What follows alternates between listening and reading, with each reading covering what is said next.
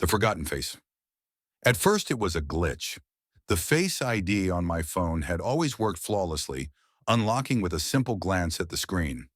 But one morning, after I woke up and reached for my phone, it didn't recognize me. A simple error message flashed on the screen. Face ID not recognized. Please try again. I shrugged it off. Maybe I hadn't held the phone properly. Maybe I'd just woken up and wasn't quite aligned with the camera. No big deal. So I tried again, looking directly into the camera. It didn't work. I frowned, swiped up, and typed in my passcode instead. It wasn't the end of the world, but as the days passed, it started happening more frequently. At first, it was only once or twice a day. Each time I thought it was a fluke, some temporary bug or malfunction. But then it became a pattern, a strange pattern. By the 10th time, I was beginning to feel a little unnerved. I kept my phone in pristine condition, always cleaned the lens, always updated my software.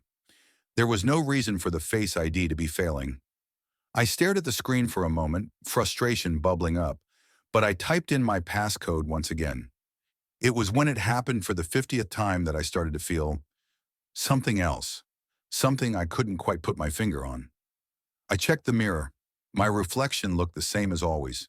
Same dark circles under my eyes, same tired expression, same disheveled hair. I couldn't understand why my phone wouldn't recognize me. I wasn't changing. I wasn't doing anything differently.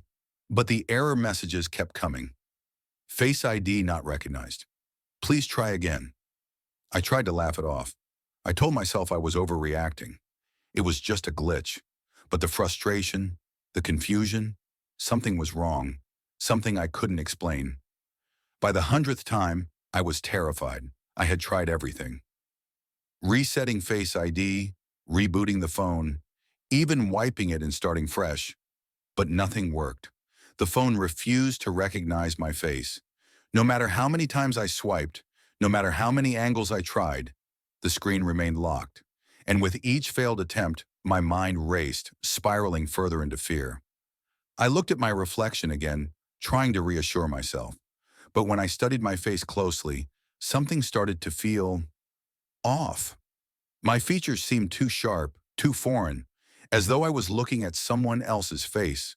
I blinked, trying to shake the strange sensation, but the feeling lingered. I tapped my phone screen again, trying once more. Face ID not recognized. Please try again. It was then that I realized something that chilled me to the bone. The image on the screen wasn't me. It was someone else's face. The face I saw in the mirror, the face that had been mine for as long as I could remember, was different now.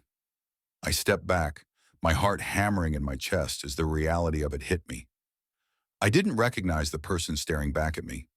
The face in the mirror was unfamiliar, distorted in a way I couldn't describe. The lines were wrong, the expression too harsh.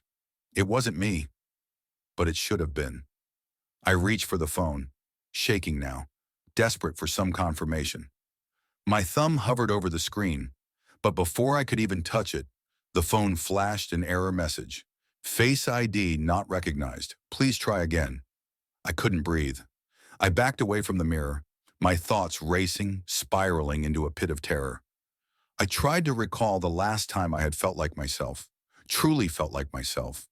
But the more I thought about it, the more distant everything became.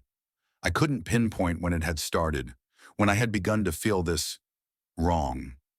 My reflection seemed to change again, flickering as if the person I was seeing wasn't entirely real, wasn't entirely me. I grabbed the phone with trembling hands and tried one more time. The same error message appeared. Face ID not recognized. My phone no longer recognized me. The person I saw in the mirror no longer felt like myself. I wasn't sure who I was anymore, or if I had ever been me at all. The phone buzzed suddenly, a notification appearing on the screen. But it wasn't from any app I recognized. It was a simple message, no sender listed, just a string of numbers and letters. Do you remember who you are? The words lingered on the screen as my hands shook. I couldn't answer it. I couldn't answer because I didn't know.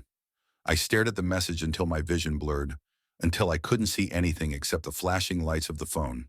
The question echoed in my mind. Do you remember who you are? But the truth was, I couldn't remember anymore. Not fully. I didn't recognize my face, and now I didn't recognize myself.